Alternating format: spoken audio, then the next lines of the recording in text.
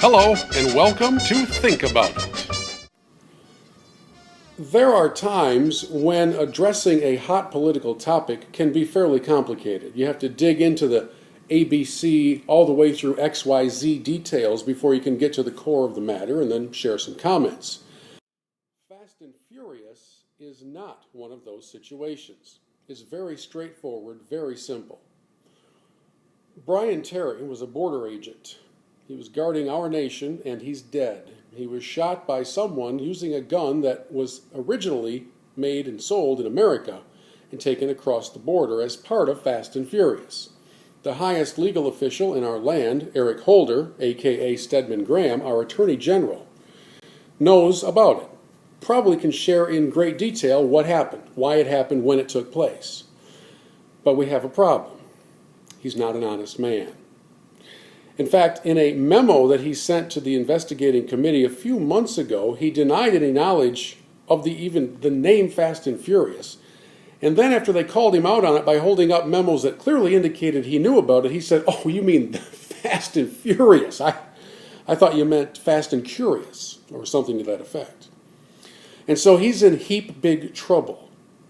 In fact, the only thing really that can bail him out of it would be if the president decided to declare executive privilege and thus exonerating Holder and the president himself from having to address any questions on the matter. There's only one problem with that. Before he became president, then Senator Barack Hussein Obama made it very clear how he felt about the issue of executive privilege.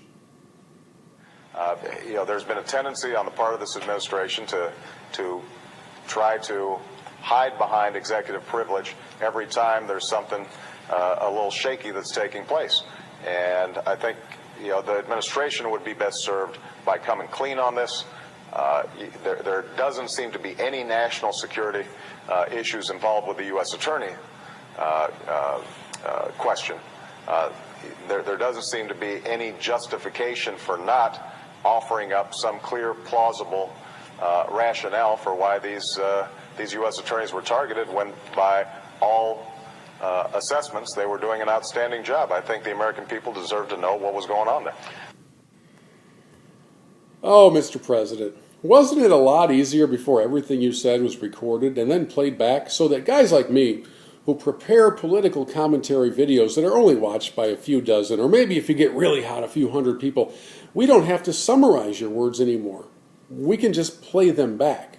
And that way nobody can say, "You took that out of context." It would appear as if Barack Hussein Obama is dead set against invoking executive privilege to escape the hot seat as president.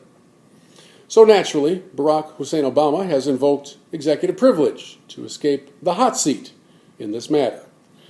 Now, before you liberals come out and say, "Well, President Bush did it 6 times and Clinton did it 14 times," that is true, they did.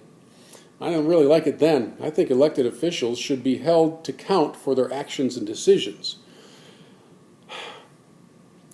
Interestingly enough, this was the administration that pledged to be the most open, transparent, and honest in American history.